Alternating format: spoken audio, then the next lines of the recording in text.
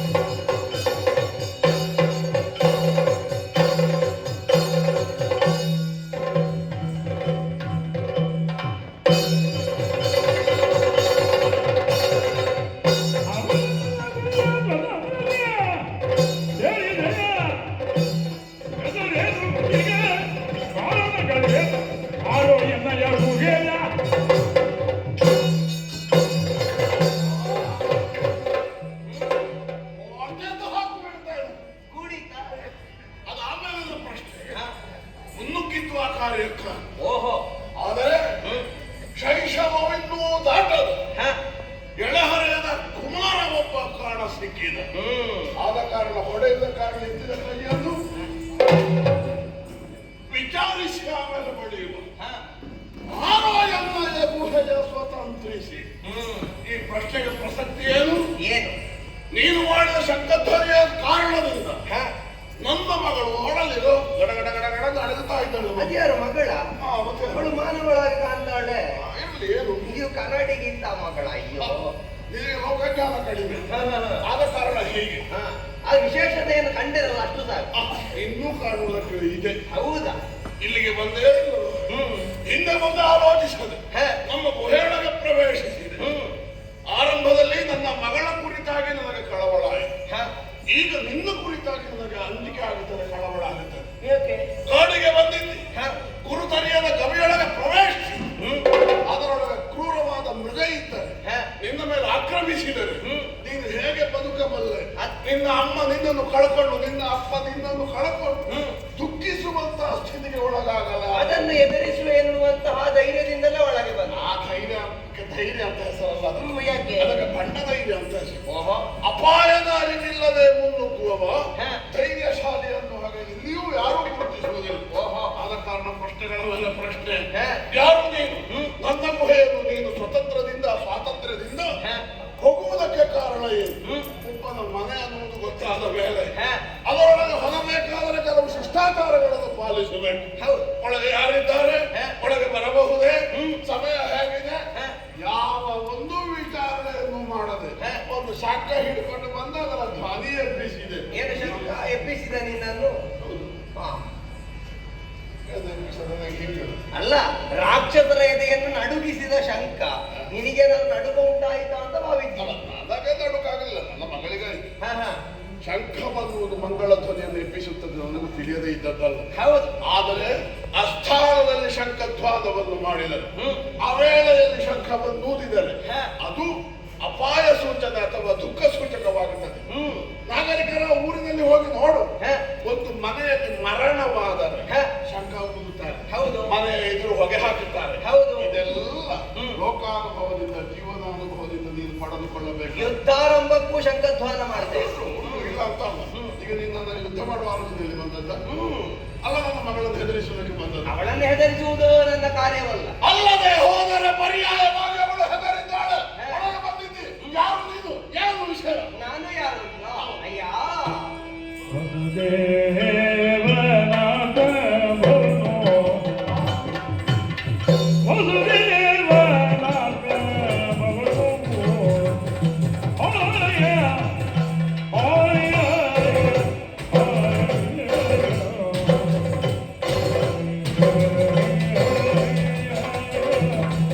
Oh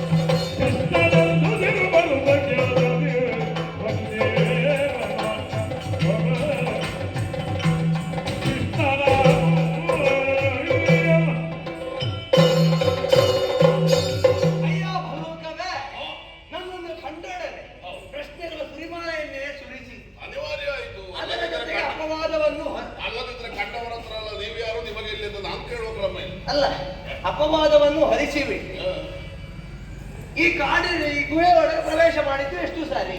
ಅಪವಾದಲ್ಲ ಯಥಾರ್ಥ. ಹೌದು, ಯಥಾರ್ಥವೇ. ನಾನು ಒಳಗೆ ಬರುವುದಕ್ಕೆ ಕಾರಣ ಏನು ಬಲ್ಲೆ? ಒಂದು ಕಾರ್ಯದ ನಿಮಿತ್ತ ಬಂದವ. ಬರುವ ಕಾಲಕ್ಕೆ ಇಲ್ಲಿ ಪ್ರಕಾಶವೊಂದನ್ನು ಕಂಡಾಕ್ಷ ನಾನು ಭಾವಿಸಿದ್ದು ಹೇಗೆ? ಪ್ರಾಣಿಗಳಿರುವ ತಾಣ, ಪ್ರಾಣಿಗಳಿರುವ ಜಾಗದಲ್ಲಿ ಪ್ರಾಣಿಗಳಲ್ಲಿ ಕೇಳಿ ಬರಬೇಕು ಅಂತ ಉಂಟಾ? ಯಾಕೆ? ಪ್ರಾಣಿಗಳಿಗೆ ಸಂಸ್ಕಾರ ಎನ್ನುವುದು ಇಲ್ಲ ಎನ್ನುವುದಾಗಿ ಭಾವಿಸಿದ್ದ. ಅನುಭವದ ಕೊರತೆ ಅಂಗುಲದಲ್ಲಿ ಕಾಣ್ತದೆ. ಅದ್ರ ಒಳಗೆ ಬಂದೇನಾ? ಒಳಗೆ ಬಂದು ನೋಡುವಾಗ ಇದು ನಾನು ಭಾವಿಸಿದಂತಹ ಗುಹೆ ಅಲ್ಲ, ಇಲ್ಲಿ ವ್ಯತ್ಯಾಸವಾಗಿದೆ. ಒಂದು ಸಂಸ್ಕಾರ ಇದ್ದವರಾಗೆ ಕಾಣ್ತಾರೆ. ಈಗ ನಿನ್ನ ಮೊದಲಿನ ಪ್ರಶ್ನೆಗೆ ಉತ್ತರ ಉಂಟಾ? ಪ್ರಾಣಿಗಳಿಗೆ ಸಂಸ್ಕಾರ ಉಂಟು ಅನ್ನೋ ಪ್ರಶ್ನೆ ಬಿಟ್ಟು ಹೋಯ್ತಲ್ಲ. ಆದ್ರೆ ನನ್ನ ಪ್ರಶ್ನೆ, ಒಳಗೆ ಬಂದೇನೋ, ಬಂದು ನೋಡಿದ ಬಳಿಕ ನನಗೆ ಉಂಟು ಅಂತ ಗೊತ್ತಾಯ್ತು. ಗೊತ್ತಾದ ಬಳಿಕ ನಾನು ಮಾಡಿದ ತಪ್ಪನ್ನಲ್ಲಿಗೆ ಸರಿ ಮಾಡಿ ಹೊರಗೆ ಹೋಗಿ ಕೇಳಿದ್ರೆ ಏನಾಗುತ್ತದೆ? ಅಪರಾಧವೇ ಅಲ್ವ? ಈಗ ಒಳಗೆ ಬಂದಾಗಿದೆ. ಒಳಗೆ ಬಂದ ಬಳಿಕ ನಿನ್ನಲ್ಲಿ ಮಾತಾಡಿಸಿ ಹೋಗೋಣ ಎನ್ನುವುದಕ್ಕಾಗಿ ಶಂಕಧ್ವಾನವನ್ನು ಮಾಡಿ ಆಗಿನ ನಾನು ತಪ್ಪಿದತ್ತ ಅದು ತಿಳಿಯುವುದು ಬೇಡ ಅಂತ ನಾನು ಕುಳಿತದ್ದಲ್ಲ.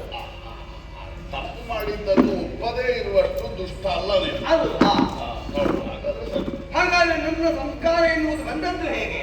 ನನ್ನ ತಂದೆ ತಾಯಿಗಳಿಂದಲೇ ಈ ಸಂಸ್ಕಾರ ದೊರೆತದ್ದು. ಅಪ್ಪಮ್ಮ ಇದ್ದಾರೆ. ನನ್ನ ತಂದೆ ವಸುದೇವ, ಒಳ್ಳೆ ಅವರ ವಸುದೇವ, ಅವರ ಮಗನಾದ ಕಾರಣನನ್ನು ವಾಸುದೇವ ಅಂತ ಹೇಳ್ತಾರೆ. ಅದು ನಿನಗೊಂದು ಪ್ರತ್ಯೇಕ ಹೆಸರು ಉಂಟು. ನನಗೆ ಸರಿಯಾದ ಹೆಸರನ್ನೇ ಇರಿಸಿದ್ದಾರೆ. ಈ ಜಗತ್ತಿನಲ್ಲಿ ನನ್ನನ್ನು ಕರೆಯುವುದು ಕೃಷ್ಣ. ಬುದ್ಧಿವಂತ. ಯಾಕೆ? ಕೃಷ್ಣ ಅನ್ನೋದು ನಿನಗೆ ಒಪ್ಪುತ್ತದೆ. ಮೈ ಬಣ್ಣ ಕಪ್ಪು, ನಮಗೆ ಕಪ್ಪಿನವರು ಆಗ್ಲಿಕ್ಕಿಲ್ಲ ಅಂತಲ್ಲ, ಆದರೆ ಕಪ್ಪಿನಲ್ಲಿ ಒಂದು ಆಕರ್ಷಣೆ. ಆದ್ದರಿಂದಲೇ ಆ ಕೃಷ್ಣ ಎನ್ನುವಂತಹ ನಾಮವನ್ನು ನನಗಿರಿಸಿ. ಬಹುಶಃ ಅದರ ನಿಷ್ಪತ್ತಿ ಹೀಗಿರುವೆ. ಹೇಗೆ? ಕರ್ಷಯತೀತಿ ಕೃಷ್ಣ. ಹೌದು, ಒಂದು ಆಕರ್ಷಣೆ, ಎಲ್ಲರಿಗೂ ಆಕರ್ಷಣೆಗೆ ಪಡ್ತಾರೆ ನನ್ನನ್ನು.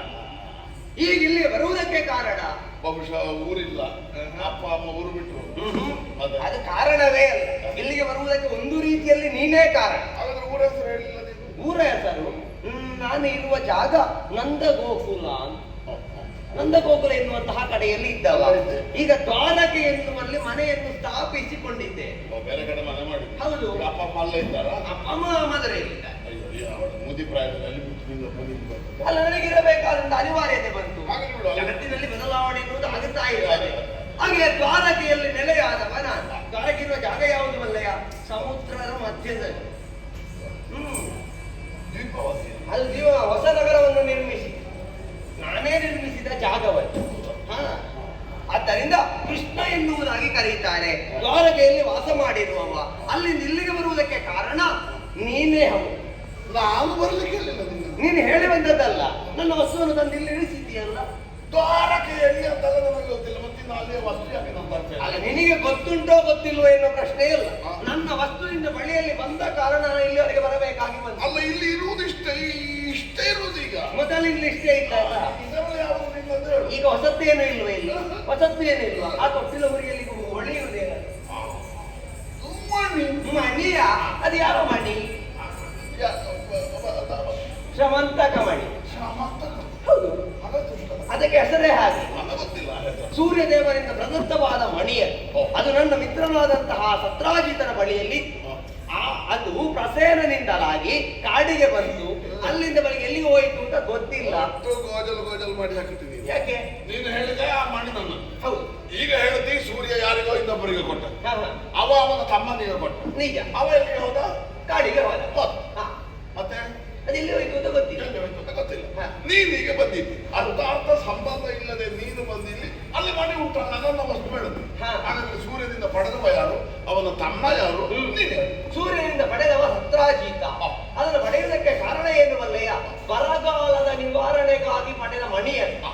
ಅದವನ ವಿಷಯ. ಹೌದು, ಪಡೆದ ಮಣಿಯನ್ನು ಅವನ ಬಳಿಯಲ್ಲಿದ್ದು ತಮ್ಮನಿಗೆ ಕೊಟ್ಟ. ಕಾಡಿಗೆ ಹೋದ, ಅದು ಕಾಣೆಯಾಯಿತು. ಹುಡುಕಿಕೊಂಡು ಬರುವಾಗ ನಿನ್ನಲ್ಲಿ ಸಿಕ್ಕಿ. ನಾನು ಕೃಷ್ಣ. ಮತ್ತೆ ನೀನು ನನ್ನ ಮಾವನ ಯಾರು? ಸತ್ರಾಜಿತ. ಮತ್ತೆ ಸಂಬಂಧ ಇಲ್ಲ. ಅಳಿಯನನ್ನು ಕರೆದು ಹೇಳಿದಲ್ಲ, ನೀನು ಹೋಗಿ ಅದನ್ನು ಹುಡುಕಿಕೊಂಡು ಬಂದ. ಅಳಿಯನ್ನು ಕರೆದು ಹೇಳಲಿಲ್ಲ, ಅದು ಕಾಣುವುದಿಲ್ಲ ಅಂತ ಹೇಳಿದ್ರೆ ಅದಕ್ಕೆ ಹುಡುಕಿಕೊಂಡು ಬಂದ. ಈಗ ನೀನು ಮಣಿಯನ್ನು ಅರಸಿ ಬಂದ. ಆ ಮಣಿ ನನ್ನ ಮಣಿ ಕೊಡು. ಅವನಿಗೆ ಸೂರ್ಯ ಕೊಟ್ಟಂತ. ಹೌದು. ನಮಗದು ಹೇಗೆ ಸಿಕ್ಕಿದ್ದು ಅದು ಗೊತ್ತುಂಟ? ಹೇಗಪ್ಪ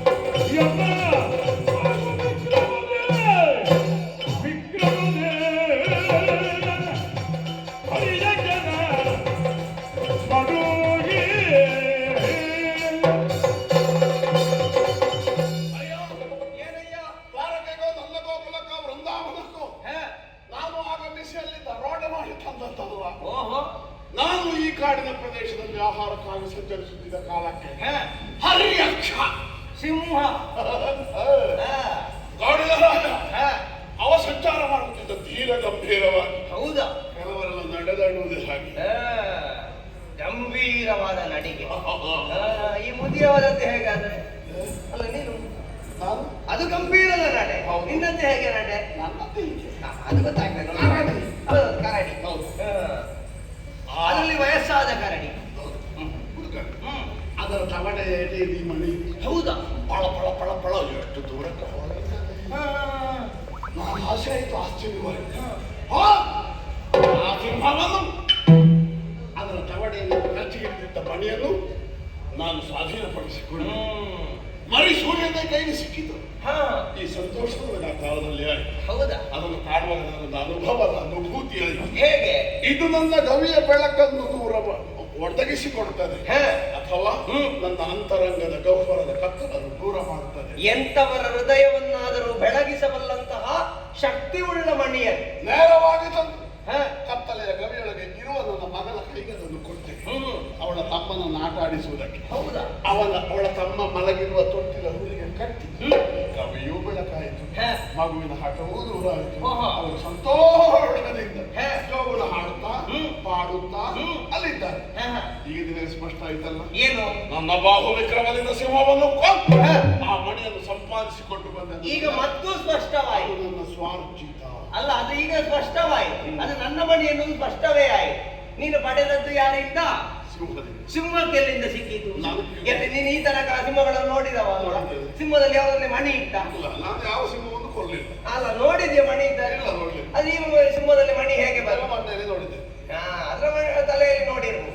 ಆದ್ರೆ ಈ ಸಿಂಹದಲ್ಲಿ ಮಣಿ ಬಂದದ್ದು ಹೇಗೆ? ನಾನಿಟ್ಟದಲ್ವಾ?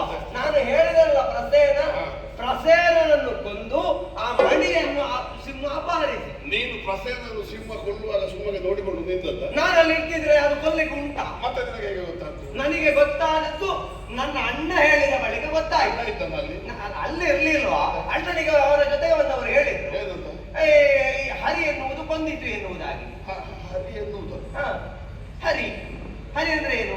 ಸಿಂಹಕ್ಕೆ ಹರಿ ಎನ್ನುವುದಾಗಿ ಹೇಳ್ತಾರೆ. ಹರಿ ಎನ್ನುವುದಲ್ಲ, ಹರಿ ಕೊಂದಿದ್ದು. ಹರಿ ಕೊಂದಿದ್ದು ಎನ್ನುವುದು ಸಿಂಹದ ಹೆಸರಲ್ಲ. ಅಲ್ಲಲ್ಲ, ಸಿಂಹಗಳಿಗೆಲ್ಲ ಹರಿ ಅಂದ್ರೆ ಹೆಸರು. ಹೌದು. ಆ ಕೊಂದ ಸಿಂಹ ಎಲ್ಲಿ ಉಂಟು ಎನ್ನುವುದು ಅರಸಿಕೊಂಡು ಬಂದ. ಅಂದು ನೋಡುವಾಗ ಪುಣ್ಯಾತ್ಮ ಅದನ್ನು ಕೊಂದಿದ್ದಾರೆ. ಕೊಂದದ್ದು ನೀನು ಅಂತ ಈಗ ಗೊತ್ತಾಯಿತು. ಈಗ ಗೊತ್ತಾದ ಬಳಿಕ ಆ ಮಣಿ ನನ್ನದು, ಅದನ್ನು ನೀನು ಕೊಡುವುದು ಒಳ್ಳೆಯದು. ಕೊಡುವುದಿಲ್ವಾ?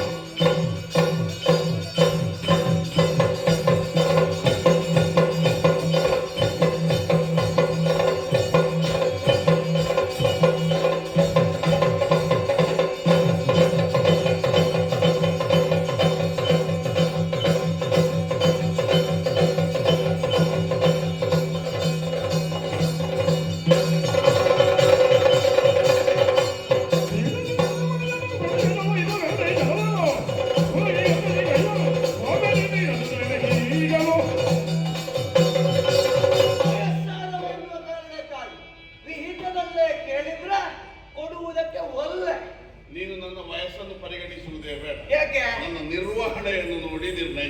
ಹೌದು, ಈಗ ನಿರ್ವಹಣೆ ನೋಡುವಾಗ ಅರ್ಥವಾಯಿತು. ನಿನ್ನ ವಯಸ್ಸಿಗೆ ಅನುಸಾರವಾಗಿ ನಾನು ನಿನ್ನಲ್ಲಿ ಮಾತಾಡಿದ್ದು. ಅಲ್ಲ ಅಲ್ಲ ಅಲ್ಲ, ನಿನ್ನ ವಯಸ್ಸಿಗೆ ಅನುಗುಣವಾಗಿಯೇ ಮಾತಾಡಿ.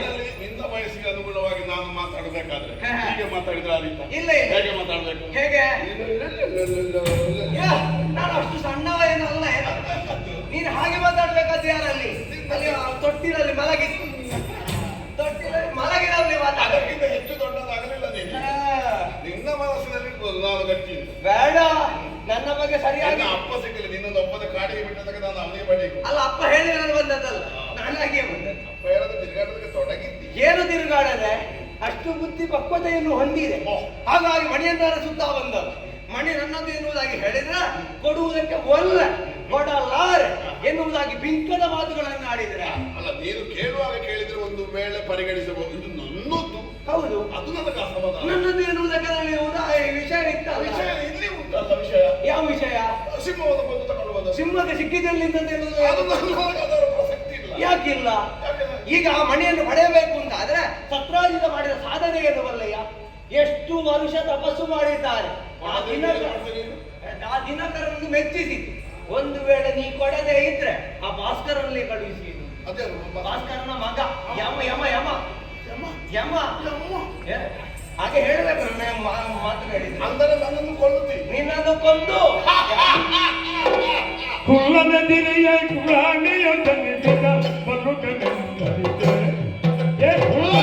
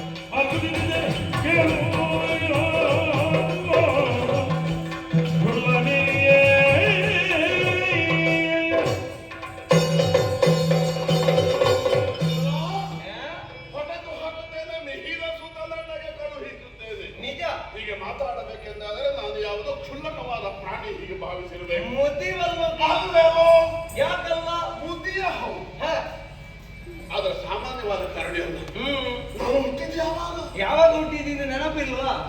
ನೆನಪಿಲ್ಲ ಅಂತಂದ್ರೆ ನಿನಗೆ ಮರೆಯು ಪ್ರಾರಂಭ ಆಗಿದೆ ಅಂತ ಆಯ್ತು. ಹಾಗಲ್ಲ, ಮತ್ತೆ ಮರೆಯುವಷ್ಟು ಮೊದಲೇ ಹುಟ್ಟಿದ್ದೇನೆ. ಮರೆಯುವಷ್ಟು ಮೊದಲು ಅಂತ ಹೇಳಿದ್ರೆ ಒಂದು ಲೆಕ್ಕಾಚಾರ ಹೇಳುವುದಿದ್ರೆ ಅಂಬಿಕೆ ಶಿವನನ್ನು ಮದುವೆಯಾಗುವ ಕಾಲಕ್ಕೆ ನನಗೆ 19 ವರ್ಷ. ಯಾವಾಗ ಅಂಬಿಕೆ ಶಿವನನ್ನು ಮದುವೆ? ಅದು ಸಮಯ ತುಂಬಾ ಆಯ್ತು, ಲೆಕ್ಕ ಮಾಡ್ಲಿಕ್ಕೆ ಗೊತ್ತಾಗುವುದಿಲ್ಲ. ಹಾಗೆ ನಾನು ಹೇಳಿದ್ದೆ. ನಿನ್ನ ವಯಸ್ಸು ಅಷ್ಟೇ ಆಯ್ತಾ? ನಾನು ಹೇಗೆ ಗೊತ್ತಿಲ್ಲ. ನೀನೇ ಹೇಳ್ಬೇಕು. ಪರಮೇಶ್ ಸೃಷ್ಟಿಕರ್ತನಾದಂತಹ ಸಾರಾಸಿಜಾನನ ಕಮಲಾತ್ಮ ಬ್ರಹ್ಮದೇವ ಒಂದು ದಿವಸ ಮಾಡಿ ಮಾಡಿ ಔದಾಸೀನ್ಯವಾದ ಬ್ರಹ್ಮನಿಗೂ ಔದಾಸೀನ್ಯ ಬರ್ತದ. ಬ್ರಹ್ಮ ಉದಾಸೀನ ಕೊಟ್ಟರೆ ಉಂಟವ ಇನ್ನೊಬ್ಬನಿಗೆ. ಹೌದಾ? ನಮ್ಮ ಬ್ರಹ್ಮ ಇದ್ದಾನಲ್ಲ, ಅದು ಉದಾಸೀನ ಗೊತ್ತಾಗತ್ತೆ ಹೇಗೆ? ಕಳಿಸಿ ಇದಕ್ಕಿದ್ದಾಗ ನಾನು ಹುಟ್ಟಿ ಬಂದೆ. ಜಿಂಬಿಕೆಯಿಂದ ಹುಟ್ಟಿದವನಾದ್ದರಿಂದ ನನ್ನನ್ನು ಆಲಸ್ಯದ ನಿವಾರಣೆಗಾಗಿ ಹುಟ್ಟಿದ. ಅದು ನಿನ್ನಲ್ಲಿ ಆಲಸ್ಯವೇ ಇಲ್ಲ. ಆಲಸ್ಯ ನಿವಾರಣೆ ಆದ ಮೇಲೆ ಹುಟ್ಟಿದ ಹಾಗೆ. ಮತ್ತೆ ಮಲಗಿರ್ತೀಯ? ಆಲಸ್ಯ ಇರ್ತದೆ. ಹೌದಾ? ಅದು ಇವತ್ತ ಆಲಸ್ಯ ಕಾಣುವುದಿಲ್ಲ. ಮಲಗಿದರೆ ಹೇಳುವುದಿಲ್ಲ, ಎಂದರೆ ಪಕ್ಕ ಮಲಗುವುದಿಲ್ಲ. ಈ ಪ್ರಪಂಚದಲ್ಲಿ ಮರವನ್ನು ಹೇಗೆ ತಲೆ ಕೆಳಗಾಗಿಯೇ ಇಳಿಯಬಹುದಾದ ಏಕೈಕ ಪ್ರಾಣಿ ಕರಡಿ. ಕೇಳಿದೆ, ಚುರುಕು ನಾನು. ಹೌದೌದು. ಆದ್ರೆ ಈ ವಯಸ್ಸಿಗೆ ಆ ಚುರುಕುತನ ಉಂಟಲ್ಲ, ಅದೇ ಬೇಕಾದ ಎಲ್ಲರಿಗೆ. ತ್ರಿವಿಕ್ರಮಾವತಾರವನ್ನು ತಳೆಯುವ ಕಾಲಕ್ಕೆ ಒಂದು ಬನ್ನಿ ಬನ್ನಿ ಬನ್ನಿ ನಾರಾಯಣ ಸ್ವಾಮಿಯ ತ್ರಿವಿಕ್ರಮಾವತಾರವನ್ನು ನೋಡ ಬನ್ನಿ ಅನ್ನುವ ಹಾಗೆ ಗಂಟೆ ಬಡಿದುಕೊಂಡು ಊರಿಡೀ ತಿರುಗಾಡಿದ್ದೆ. ಎಲ್ಲರಿಗೂ ಹರಿದರ್ಶನ ಮಾಡಿದ್ದು ನೀನು. ಬಲಿ ಚಕ್ರವರ್ತಿಯ ಯಜ್ಞವಾಡದಲ್ಲಿ ನಾವೆಲ್ಲರಿಗೂ ಸಿಹಿ ಪಾದಕವನ್ನು ಕೊಡುತ್ತಿದ್ದೆ. ಬಲಿಯ ನೇತೃತ್ವದಲ್ಲಿ ಸಮುದ್ರ ಮಂಥನವಾದ ಕಾಲಕ್ಕೆ ಲೋಕಲೋಕಗಳನ್ನು ತಿರುಗಾಡಿ ಗಿಡ ಮೂಲಿಕೆಗಳನ್ನು ತಂದು ಮಂದರ ಪರ್ವತವೆಂಬ ಕನಗೋಲಿನ ಮೂಲಕ್ಕೆ ಸುರಿಯಬೇಕು. ಅದರ ಪರಿಣಾಮವಾಗಿ ಅಕೋ ಅಮೃತ ಅಮೃತ. ಇದು ಅಮೃತೋದ್ಭವಕ್ಕೆ ಮೂಲ ಕಾರಣ ನೀನು. ಮೂಲ ಕಾರಣ ಅಂತಲ್ಲ, ಅಲ್ಲ ಒಂದು ಕಾರಣ ನೀ. ಹಾಗಾದ್ರೆ ಅಷ್ಟು ಹಳಬ ನಾನು ನನ್ನನ್ನು ಹೊಡೆದುಕೊಳ್ಳುತ್ತೇನೋ ಅನ್ನುವ ಹಾಗೆ ಮಾತಾಡ್ತೀಯಲ್ಲ.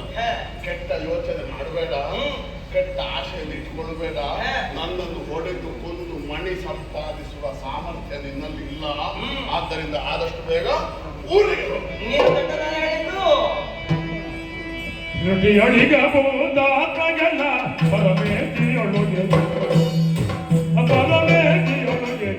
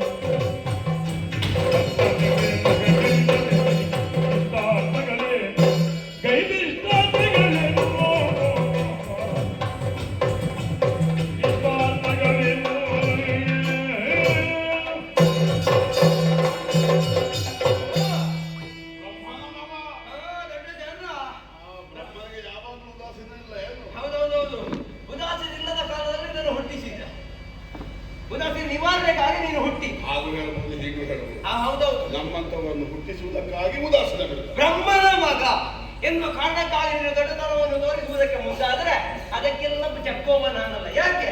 ಈ ಪ್ರಪಂಚವೇ ಬ್ರಹ್ಮನ ಸೃಷ್ಟಿ. ಈ ಪ್ರಪಂಚದಲ್ಲಿರುವಂತಹ ಪ್ರತಿಯೊಂದು ಜೀವಾತ್ಮಗಳು ಹುಟ್ಟಬೇಕು ಅಂತಾದ್ರೆ ಬ್ರಹ್ಮ ಸಂಕಲ್ಪ, ಬ್ರಹ್ಮನ ಇಚ್ಛೆ ಅದು ಇರಲೇಬೇಕು. ಬ್ರಹ್ಮನ ಇಚ್ಛೆ ಇಲ್ಲದೆ ಯಾರು ಹುಟ್ಟುವುದೇ ಇಲ್ಲ. ಅವನ ಮಗ ಎನ್ನುವ ಕಾರಣಕ್ಕಾಗಿ ನಾನು ದೊಡ್ಡವ, ನಾನು ಹಿರಿಯವ ಎನ್ನುವುದಾಗಿ ಹೇಳುವುದಕ್ಕೆ ಮುಂದಾದ್ರೆ ಕೇಳುವುದಕ್ಕಾಗುವುದಿಲ್ಲ. ಏನು?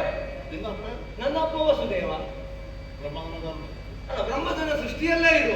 ಅಲ್ಲ, ಎಲ್ಲರೂ ಬ್ರಹ್ಮನ ಮಕ್ಕಳೇ ಅನ್ನೋದನ್ನು ನೀನು ಪ್ರತಿಪಾದಿಸುವುದಿದ್ದರೆ ನಾನು ಆಗ ಕೇಳುವಾಗ ವಸುದೇವನ ಅಷ್ಟು ದೊಡ್ಡದು ಹೇಳಿಕೊಟ್ಟದಕ್ಕೆ ಬ್ರಹ್ಮನ ಮಗ ಹೇಳುವುದಿದ್ದರೆ ಅಲ್ಲ, ನನ್ನ ಅಪ್ಪನ ಬ್ರಹ್ಮನವನೇ. ಬ್ರಹ್ಮನ ಸೃಷ್ಟಿಯಲ್ಲಿ ಇರುವವರು ನಾವೆಲ್ಲ. ಬ್ರಹ್ಮ ಸೃಷ್ಟಿ ಮಾಡಿದ್ದೆಲ್ಲ ಬ್ರಹ್ಮನ ಮಕ್ಕಳ ಸ್ಥಾನಕ್ಕೆ ಸೇರುವುದಿಲ್ಲ. ಜಗತ್ತಿನ ಪಿತಾಮಹ ಅವ ಅನ್ನುವ ಸಂಬೋಧನೆ ಅವನಿಗೆ ಉಂಟಾದರೂ ಪ್ರತ್ಯೇಕವಾಗಿ ಒಬ್ಬೊಬ್ಬರು ಅವರವರ ಜನಕ ಸ್ಥಾನದಲ್ಲಿರುವವರ ಮಕ್ಕಳಾಗಿರ್ತಾರೆ. ಆದ್ರೆ ನಾನು ಹಾಗಲ್ಲ. ನಾನು ನೇರವಾಗಿ ಸರಸಿಯೋದ್ಭವದಿಂದಲೇ ಹುಟ್ಟಿದವ. ಆದ್ದರಿಂದ ನಾನು ಜಾಂಬವ. ವ್ಯತ್ಯಾಸ ಗೊತ್ತಾಯ್ತು. ಹಾಗಿದ್ದ ಮಾತ್ರಕ್ಕೆ ನನ್ನ ಬಲದಲ್ಲಿ ನಿನ್ನನ್ನು ಸೋಲಿಸುವುದಕ್ಕೆ ಆಗುವುದಿಲ್ಲ ಎನ್ನುವುದಾಗಿ ಭಾವಿಸಬೇಡ. ಯಾಕೆ? ನೀನಾಗಿ ಮಾಡಿದ್ದೇನು ಇದು. ಈ ಅವನ ಮಗ ಎನ್ನುವ ಕಾರಣಕ್ಕಾಗಿ ನೀವು ದೊಡ್ಡವರಾಗುವುದಕ್ಕೆ ಹೊರಟ್ರೆ ನಾನು ಕೇಳುವಲ್ಲ. ಈಗ ಮಣಿಯನ್ನು ಕೊಡ್ತೀಯೋ ಕಟ್ಟು ತಿಂತೀಯೋ? ಇನ್ನ ಬೆರಳಿ ಅವನು ತೋಳಿ ಅವನು ಅಂತ ಗೊತ್ತಾಗುತ್ತೆ. ಎರಡು ಒಂದೇ ಹಾಗೆ ಉಂಟು. ಅದರಲ್ಲಿ ಹೇಳ್ತೀನಿ, ನನ್ನ ಬಲದಲ್ಲಿ ಕೊರತೆ ಇಲ್ಲ. ಹೌದೌದು. ನನ್ನನ್ನು ನೀನು ಕಂಡು ಬಿಟ್ಟು ನೋಡಿದ್ದೆ. ಈಗ ಕಾಣುವುದಕ್ಕೆ ಒಂದು ರೀತಿ ಇದ್ರೆ ಅವನ ಬಲದಲ್ಲಿ ಕೊರತೆ ಉಂಟು ಅಂತ ಅರ್ಥ. ಇರಬಹುದೈ. ಕತ್ತಿ ಕತ್ತಿ, ಒಂದು ಸಣ್ಣ ಕತ್ತಿ, ಒಂದು ದೊಡ್ಡ ಕತ್ತಿ. ಹೌದು. ಒಂದು ಮರ ಕಡಿಯುವುದಕ್ಕಾಗ್ತದೆ, ಒಂದು ಸಣ್ಣ ಗೆಲ್ಲು ಕಡಿಯುವುದಕ್ಕಾಗ್ತದೆ. ಸಣ್ಣ ಗೆಲ್ಲು ಕಡಿಯುವಷ್ಟೇ ದೊಡ್ಡದಿರುವ ಕತ್ತಿಯಿಂದ ಮರ ಕಡಿಯುವುದಕ್ಕಾಗ್ತದ? ಆಗುವುದಿಲ್ಲ. ನನ್ನನ್ನು ನೆಟ್ಟಗರಿತು ನೋಡಿದ್ರೆ ನನ್ನ ಮುಖ ಕಾಣ್ತದೆ. ಹಾಗೆಂದು ಆ ಮರದ ಬೇರನ್ನು ಕತ್ತರಿಸುವುದಕ್ಕೆ ಅದೇ ಸಾಕಾಗ್ತದೆ. ಮರ ಈಗ ನನ್ನ ಬೇರೆ ಇಲ್ಲಿ ಉಂಟು ಅಂತ ತೋರಿಸ್ತದ. ಆ ಬೇರನ್ನು ತೋರಿಸಿ ಹುಡುಕ್ಲಿಕ್ಕೆ ಆಗ್ತದಲ್ಲ. ನಿನ್ನ ಬೇರು ಏನು ಅಂತ ಗೊತ್ತಾದಿದ್ದೇನೋ? ನನ್ನ ಬೇರು ಎಲ್ಲಿ ಹೇಗೆ ಗೊತ್ತಾದ ಮೇಲೆ ಹೊಡೆಯುವ ನೀನು. ಹೌದು.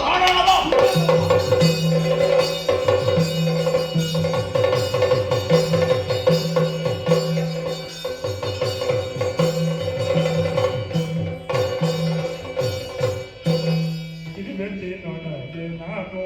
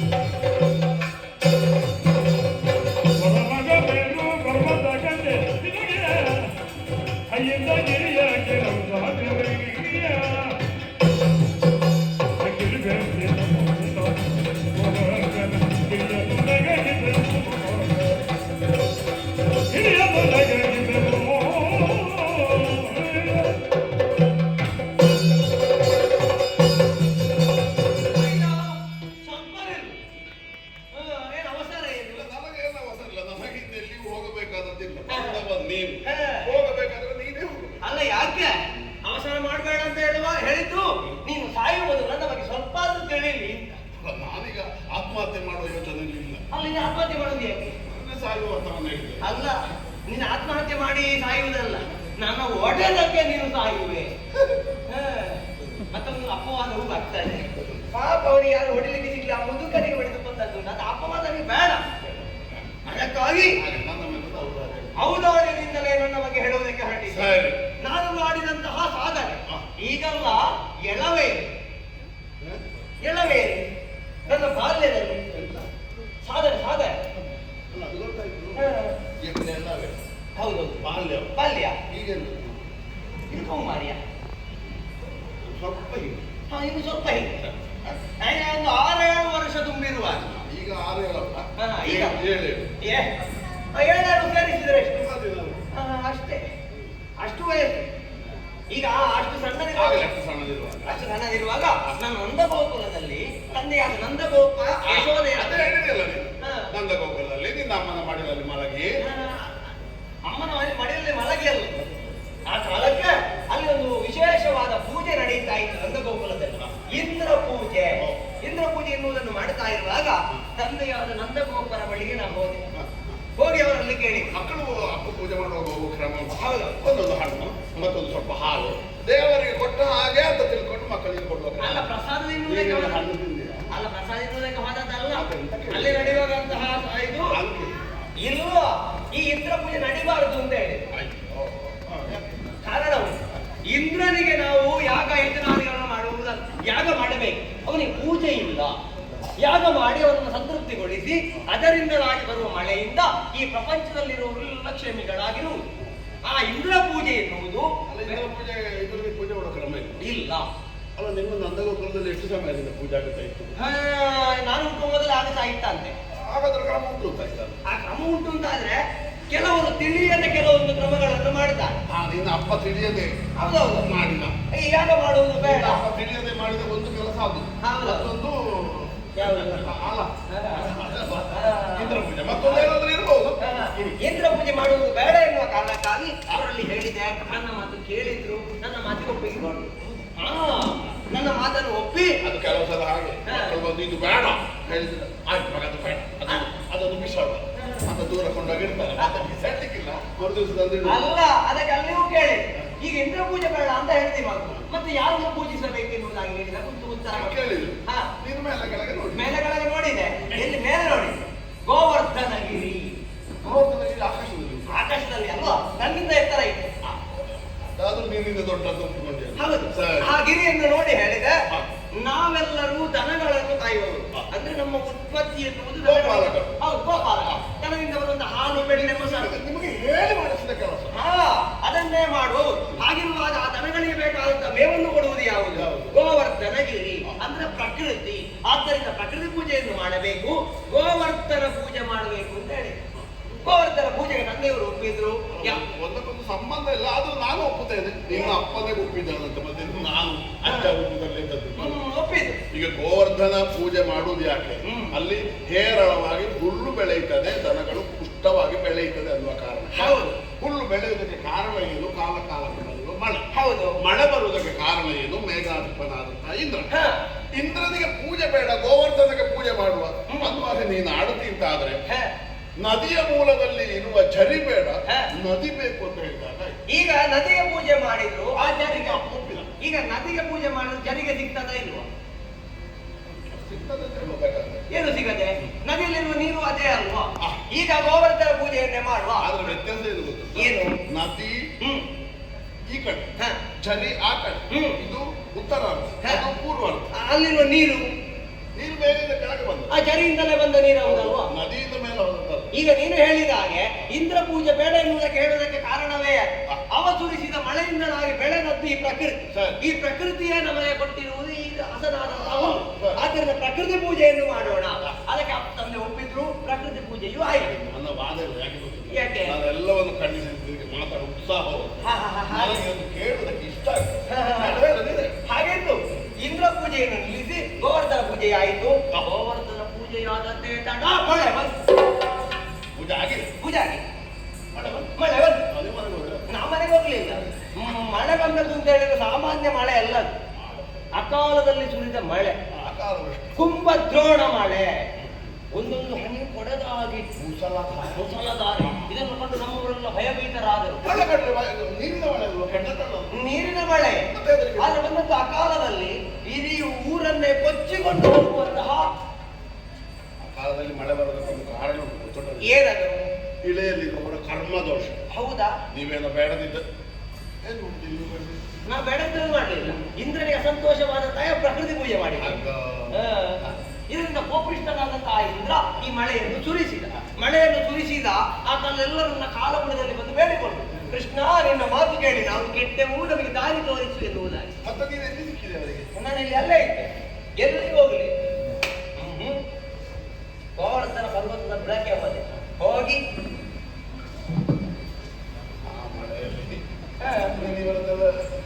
ಅವರನ್ನೆಲ್ಲ ಸಂರಕ್ಷಿಸುವುದಕ್ಕೆ ಆ ಗಿರಿಯನ್ನೇ ಕಿರುಬೆಟ್ಟಿನಲ್ಲಿ ಮೇಲೆ ಎತ್ತಿದೆ. 7 ದಿವಸ ಈ ಬೆರಳಿನಲ್ಲಿ ಗೋವರ್ಧನ ಗಿರಿಯನ್ನು ಎತ್ತಿ ಹಿಡಿದಲ್ಲಿ. ಈಗ ನೀನು ಹೇಳಿದೆಯಲ್ಲ, ಎಷ್ಟು ವರ್ಷ ಇರುವಾಗ? 6-7 ವರ್ಷ ಇರುವಾಗ ಎತ್ತಿದ. ಹೌದೌದು, ಆ ವಯಸ್ಸಿನಲ್ಲೇ ಗೋವರ್ಧನ ಗಿರಿಯನ್ನು ಕಿರುಬೆಟ್ಟಿಯಲ್ಲಿ ಎತ್ತಿದವ.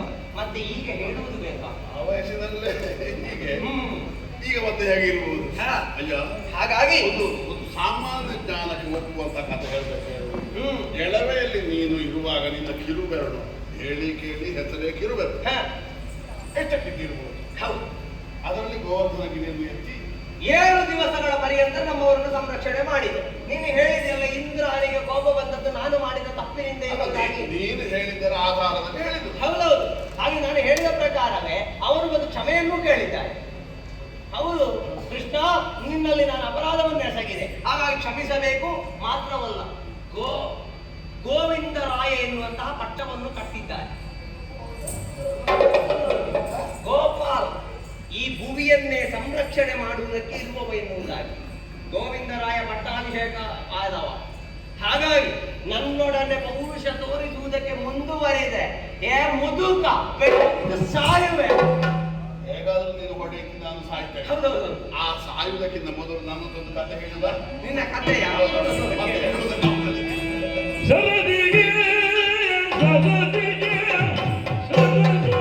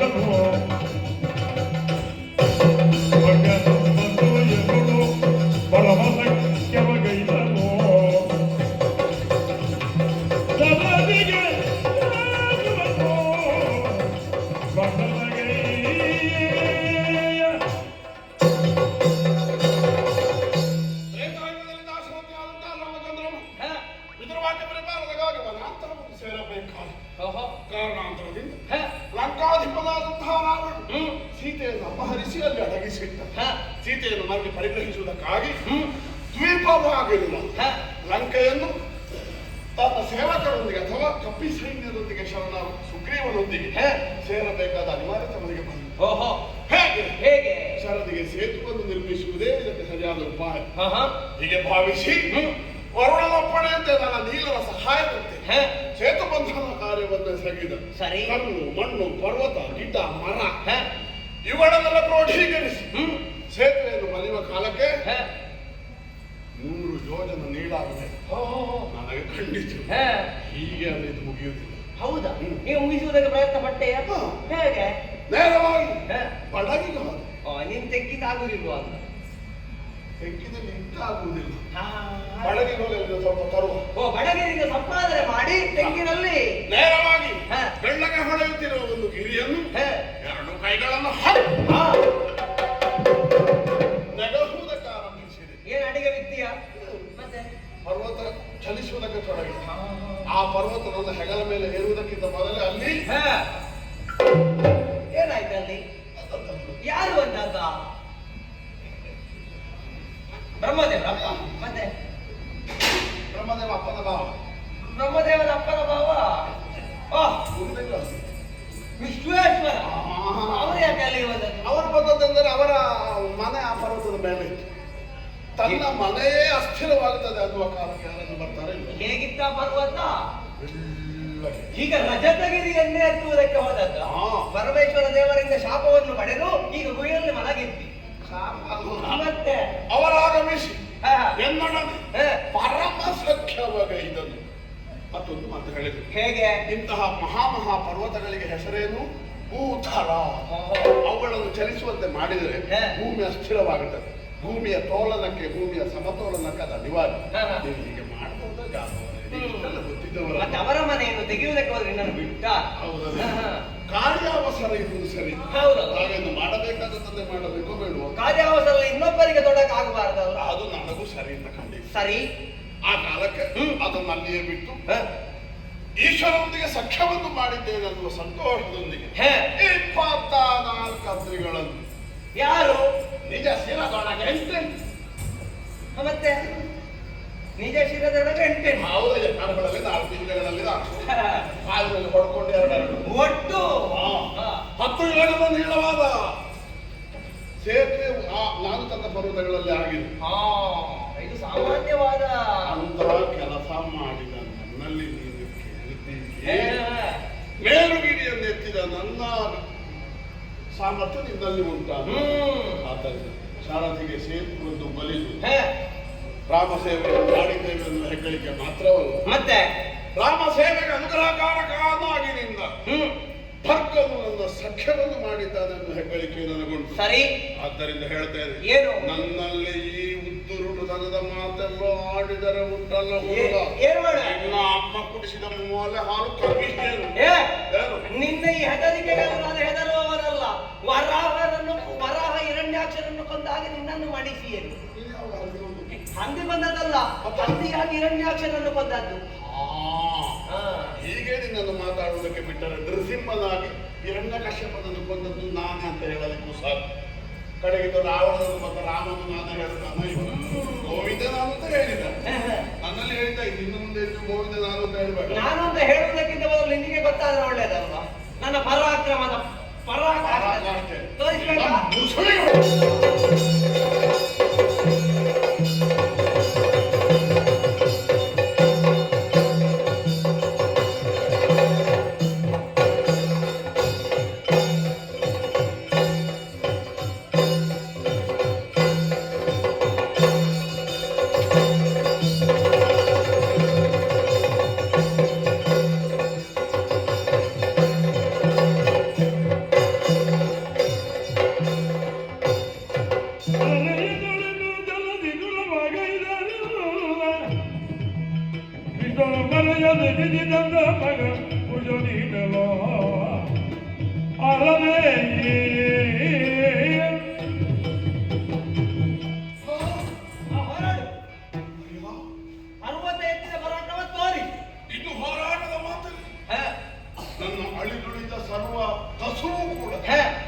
ಈ ಮಣ್ಣಲ್ಲಿ ನನ್ನ ಬೆವರಿನೊಂದಿಗೆ ನೀರಾಗಿ ಹರಿದು ಹೋಯಿತು. ನನಗಿಂತಹ ದಯನೀಯವಾದ ಸೋಲನ್ನು ಕೊಟ್ಟು ಕಡಿದಾದ ನನ್ನ ಮೈಯನ್ನು ಕೆಂಪಾಗಿ ಮಾರ್ಪಡಿಸಿದ ಬ್ರಹ್ಮನಾಗಿರುವುದಕ್ಕೆ ಶಕ್ಯ. ಈಶ್ವರ ನನ್ನ ಸಖ, ತಂದೆಯು ನನ್ನ ಸಖನವನ್ನು ಮತ್ತಿ ನುಡಿದವ ಪಾಲನಾಕರ್ತೃವಾದಂತಹ ನಾರಾಯಣ. ಅಯ್ಯ, ನೀನು ವಿಶ್ವಂಭರವೇ, ವಸುದೇವ ಸುತ ಕೃಷ್ಣನ ಕ್ಷಮಿಸು ಕ್ಷಮಿಸು. ಶರಣನಿಂದಲಾಗ ಶ್ರೀಗಳಿಗೆ ಕರುಣಗಳು ಶಮಯಾಂತು ವೇಗದೆ ಧರಿಸಿದ ಶ್ರೀರಾಮ ರೂಪವ ಅತಿ ವಿಲಾಸದಲ್ಲಿ. ಇವರಿಗೆ ನಾನು ಯಾರೆನ್ನುವುದಾಗಿ ತಿಳಿಯಬೇಕು. ಈಗಲೇ ಶ್ರೀರಾಮರ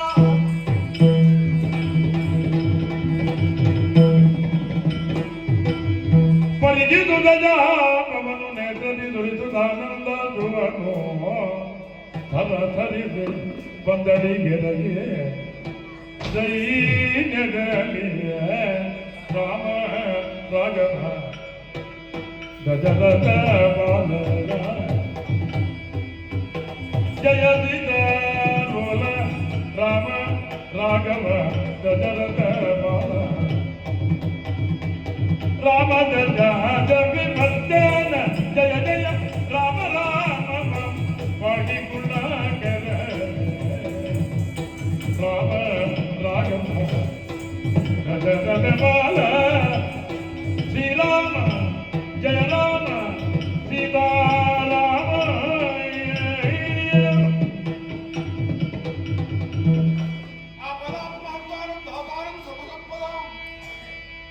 ಲೋಕಾಭಿರಾಮಂ ಶ್ರೀರಾಮಂ ಭೂಯೋ ಭೂಯೋ ನಮಾಮ್ಯಹಂ. ನನ್ನ ಮನಸ್ಸು ಬುದ್ಧಿ ಚಿತ್ತ ಅಹಂಕಾರ ಸರ್ವವು ಆನಂದಾನುಭೂತಿಯಿಂದ ಹಿಗ್ಗುವಂತೆ ನನ್ನ ಸಮ್ಮುಖದಲ್ಲಿ ಕಮನೀಯವಾದ ಕಾಯವನ್ನು ಧರಿಸಿದ ರಾಮ ನೀನು ಪ್ರಕಟನಾದೆ ಅಪ್ರಕಟನಾದೆ ಕೋದಂಡ ಪಾಣಿಯ ಆಜಾನುಬಾಹುವಾಗಿ ಕಮಲದಳಗಳಂತೆ ಶೋಭಿಸುವ ನೇತ್ರವುಳ್ಳವನ ನೀನು ನಿಂದಿರುವ ಈ ಭಂಗಿಯನ್ನು ಕಾಣುವಾಗ ಕಳೆದುಕೊಂಡಂತಹ ಅನರ್ಘ್ಯವಾದ ಸಂಪತ್ತೆಲ್ಲವೂ ಮರಳಿ ದೊರೆತಂತೆ ಕಡು ಬಡವನಿಗೆ ಅನರ್ಘ್ಯವಾದ ನಿಧಿ ದೊರಕಿದ ಸಂತೋಷವನ್ನು ನಾನು ಅನುಭವಿಸುತ್ತಿದ್ದೆ. ಹುಟ್ಟಿದಾಗ ಸಾರ್ಥಕತೆಯನ್ನು ಅನುಭವಿಸಿದವನಲ್ಲ. ರಾಮ ಸಂದರ್ಶನವಾದ ಕಾಲಕ್ಕೆ ರಾಮನ ಕೈಂಕರ್ಯವನ್ನು ಕೈಗೊಳ್ಳುವ ಅವಕಾಶ ನನಗೆ ಒದಗಿ ಬಂದ ಕಾಲಕ್ಕೆ ಹುಟ್ಟು ಸಾರ್ಥಕವಾಯಿತು ಅನ್ನುವ ಭಾವದಿಂದ ಬೀಗಿದವು ಈ ಜಾಂಬ. ಕಾಲದ ಪದರದ ಅಡಿಯಲ್ಲಿ ಸಿಲುಕಿ ರಾಮ ಸೇವೆ ಮಾಡಿದ್ದು ನೆನಪಿನ ಬುದ್ಧಿಯಲ್ಲಿ ಸವಿ ತಿನಿಸಾಗಿ ಮಾರ್ಪಟ್ಟ ಕಾಲಕ್ಕೆ ರಾಮ ಎಲ್ಲಿ ಅಂತರದ ಒದ್ದಾಡುತ್ತಿರುವ ಕಾಲಕ್ಕೆ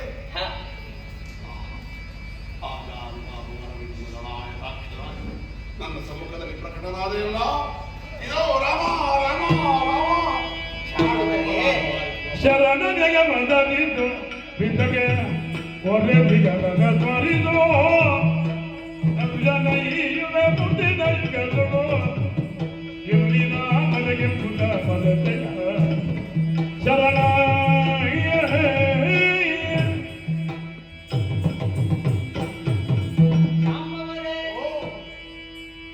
ಪರಂಧಾಮದ ಕಾಲದಲ್ಲಿ ನೀವೆಲ್ಲರೂ ಹರಿದುಂಬಿದ ಕಣ್ಣಿನಿಂದ ಶ್ರೀರಾಮ ನಿನ್ನನ್ನು ನಾವು ಇನ್ಯಾವಾಗ ಕಾಣುವುದು ಅಂತ ಕೇಳಿದವರು.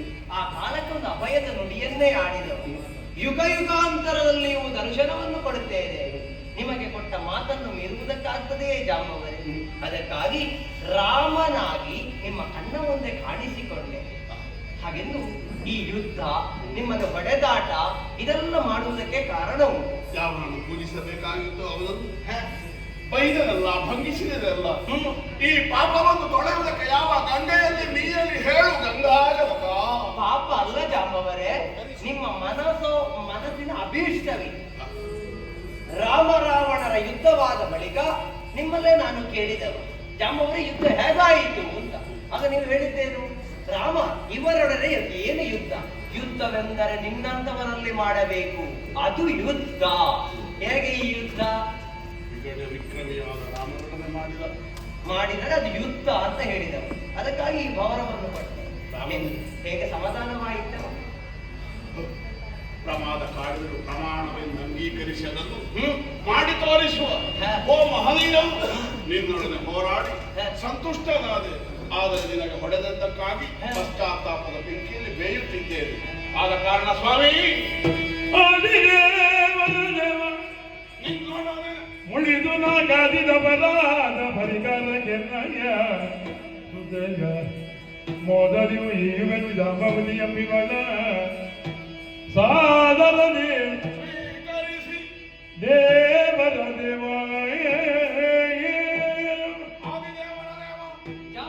ನಿನ್ನೊಡನೆ ಉಳಿದು ನಾನು ಕಾದಿದುದರ ಪರಿಣಾಮ ಆಗುತ್ತಿರುವ ಪಶ್ಚಾತ್ತಾಪದಿಂದ ನಾನು ಹೊರಬರಬೇಕಾದರೆ ಅದಕ್ಕೊಂದು ಪರಿಮಾರ್ಜನೆಯನ್ನು ಮಾಡಲೇಬೇಕಾಗಿದೆ. ನನ್ನ ಮಗಳಾದ ನೀ ಮೊದಲೇ ಕಂಡ ಜಾಂಬವತಿಯನ್ನು ನಿನಗೆ ಸಾದರದಿಂದ ಕೊಡುತ್ತೇನೆ. ಅವಳನ್ನು ಪರಿಗ್ರಹಿಸಿ ನನ್ನನ್ನು ಉದ್ಧರಿಸಬೇಕು. ಜಾಂಬವರೇ, ಒಂದು ಅಪವಾದದ ನಿವಾರಣೆಗಾಗಿ ನಿಮ್ಮಲ್ಲಿಗೆ ಬಂದ ಕಾಲಕ್ಕೆ ಇನ್ನೊಂದು ಅಪವಾದವನ್ನು ನೀವೇ ಹೊರಿಸಿ ಬಿಡ್ತೀರಾ? ಶ್ರೀರಾಮ ಅಂತ ಹೇಳಿದ್ರೆ ಏಕಪತ್ನಿ ವೃತ್ತಾರ್ಥ. ರಾಮನಾಗಿ ನಿಮ್ಮ ಮಗಳನ್ನು ಮದುವೆಯಾಗುವುದು ಹೇಗೆ? ಹಾಗಾದ್ರೆ ಈ ರಾಮರೂಪ ಈಗ ಮಾತ್ರ ಕೃಷ್ಣಾವತಾರಿಯಾಗಿರುವವರು. ರಾಮ ಅಂತರಂಗದ ಕಣ್ಣುಗಳಲ್ಲಿ ಈ ರಾಮನ ಚಿತ್ರವನ್ನು ಸ್ಥಿರೀಕರಿಸುತ್ತಾ ಇರುವಾಗ ನೀನು ರಾಮನಾಗಿ ಕೃಷ್ಣನಾಗಿ ಮಾರ್ಪಡುತ್ತೀಯ. ಹೌದು, ಇದೋ ನೋಡು ಸರಿಯಾ.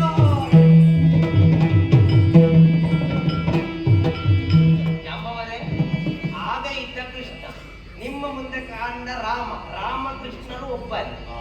ರಾಮಕೃಷ್ಣರು ಮನೆಗೆ ಬರಲಿ, ಎಲ್ಲರೂ ಬಾಗಿಲನ್ನು ತೆರೆಯಲಿ. ಮಗಳೇ ಜಾಂಬವತಿ,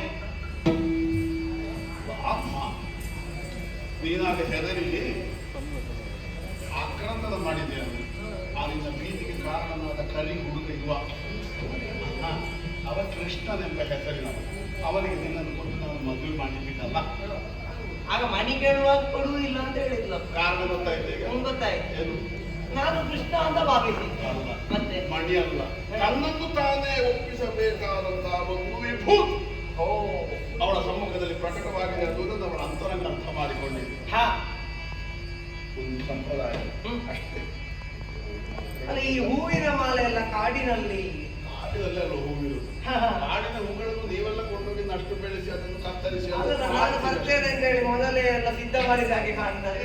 ಅದೆಲ್ಲ ಮಗಳು ಯಾವಾಗಲೂ ಮಾಡುವ ಕೆಲಸ. ರಾಮ ಪೂಜೆಗೆ ಕಾಡಮಲ್ಲಿ ನೀನು ಮೊದಲು,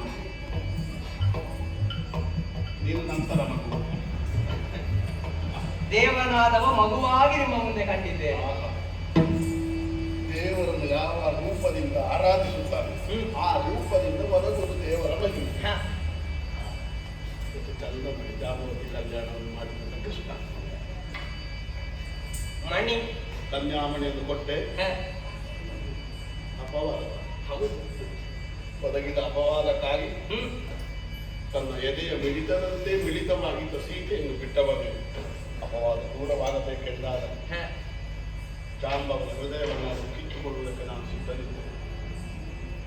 ಮತ್ತಿನ್ನೀ ಮಣಿ ಏನು ಕೊಟ್ಟಿದ್ದೆ, ಸ್ವೀಕರಿಸಿ. ಜಾಂಬವರೇ, ನಿಮ್ಮ ಭಕ್ತಿ ಏನು ಎನ್ನುವುದಾಗಿ ತ್ರೇತಾಯುಗದಲ್ಲೇ ಕಂಡ, ದ್ವಾಪರದಲ್ಲಿ ಮಗದೊಮ್ಮೆ ತೋರಿಸಿದರಲ್ಲ, ಸಂತೋಷವಾಗಿ. ಈ ಭಕ್ತಿ ಸ್ಥಿರವಾಗಿರುವುದನ್ನು ಹಾಗೆ ನೀನು ಹಾರೈಸಬೇಕು ಮಾತ್ರವಲ್ಲ, ಇನ್ನೂ ನನಗೆ ರಾಮನನ್ನು ಕಾಣಬೇಕನ್ನುವ ಹಂಬಲವನ್ನು ನಿನ್ನಲ್ಲಿ ವ್ಯಕ್ತಪಡಿಸುತ್ತದೆ. ಯಾಕೆ? ರಾಮನನ್ನು ಕಾಣಬೇಕನ್ನುವ ಬಯಕೆ ಮೂಡಿದಾಗ ನನ್ನ ಕಣ್ಣುಗಳನ್ನು ಮುಚ್ಚಿ ನನ್ನ ಅಂತರಂಗದ ತದ್ದಿಕ್ತಿಯನ್ನು ನಡೀತೇನೆ. ಸರಿ, ನನಗಲ್ಲಿ ಕೋದಂಡ ಪಾಣಿಯಾದ ಹನುಮ ಸೇವಿತನಾದ ಲಕ್ಷ್ಮಣ ಅಗ್ರಜನಾದ ಸೀತಾಪತಿ ನನಗೆ ಗೋಚರಿಸುತ್ತಾರೆ. ರಾಮದಲ್ಲಿಯೋ ಬೇರೆ ಕಡೆ ಇಲ್ಲ, ರಾಮಾಂತರದ ಸಿಂಹಾಸನದಲ್ಲಿ ಬೇರೆ ಕಡೆ. ದೇವರಿಗೆ ಸರಿಯಾದ ನೆಲೆ ಯಾವುದು ಅಂತ ಹೇಳಿದ್ರೆ ನಿನ್ನಂತಹ ಭಕ್ತರ ಒಡಲು ಶಾಶ್ವತವಾಗಿರ್ತೇನೆ. ರಾಮ